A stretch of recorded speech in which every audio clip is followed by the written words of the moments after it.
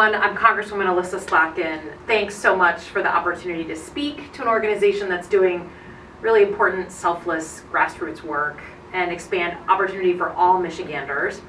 At such an important moment for our state and our country, I'm really proud to speak to you as a member of Congress and as a candidate for the U.S. Senate in 2024. We all know it's been harder and harder to get in and stay in the middle class, especially for communities that have faced systemic racism. Everyone should be able to have a job with dignity, where if you work hard and stay out of trouble, you can have a good life with good benefits. And that you can afford the things you want. They're not too expensive, like what we have right now, the issues of childcare, healthcare, prescription drugs, rent, and your kids' post-secondary education. We know that every Michigander should be able to work one job, pay your bills, save for retirement, and have the peace of mind of having economic security. I currently represent the city of Lansing, East Lansing, a bunch of communities around the Lansing area, and what's really important to me is hear directly from organizations that are on the ground doing the grassroots work.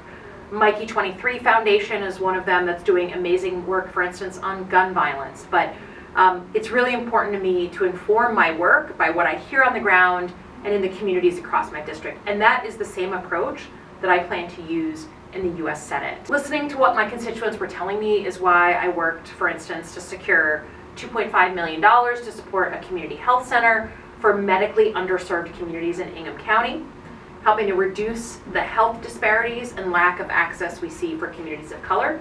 It's why I fought to secure $1 million plus for the Lansing Crisis Assessment Team, allowing Lansing, the police department, actually to hire social workers to respond to mental health crises instead of sending police officers in first.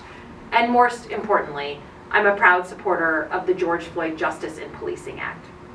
My district, like many parts of Michigan, has a lack of affordable housing, which is why I introduced the Workforce Housing Development Act to create a grant program at the Department of Housing and Urban Development, because our biggest challenges require meaningful, effective, thoughtful solutions. We also have to do things like increase and ensure access to capital for Black and minority-owned businesses.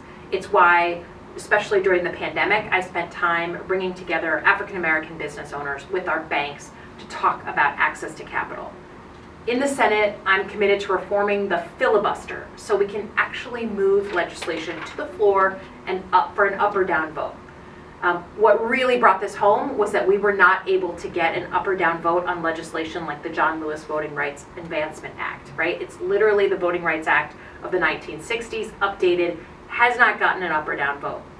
People elected to serve in the Senate should have to put their money where their mouth is and show people where they stand. Reforming the filibuster as it's used today is an institutional change that's really long overdue and a barrier to so much transformational legislation. Look at what we're doing in Michigan with a one-seat advantage in the Michigan Senate compared to the U.S. Senate, same one-seat advantage. One can legislate, one can't. One thing I think about almost daily is restoring the expanded child tax credit and child and dependent care tax credit so parents can afford to work and provide for their families. The child tax credit was the single most effective thing we've done to reduce child poverty and address systemic poverty.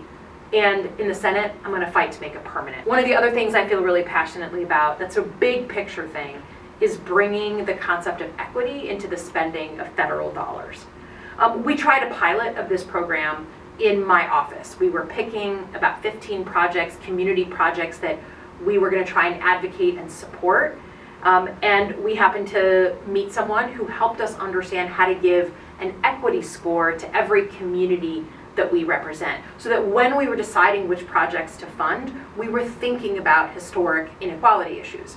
It was based on census data, publicly available data, and those equity scores really affected the way we made choices.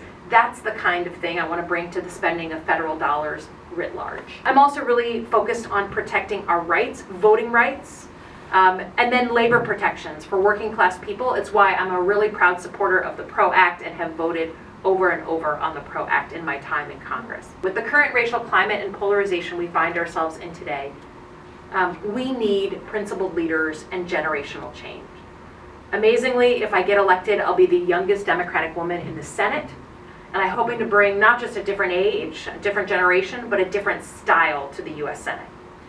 These are some of the core pillars of why I'm running for the Senate, and I can commit to you that they'll be my top priorities, not just during an election year, but every single day in the U.S. Capitol. Thank you for the opportunity to address you. Hope to see you all soon.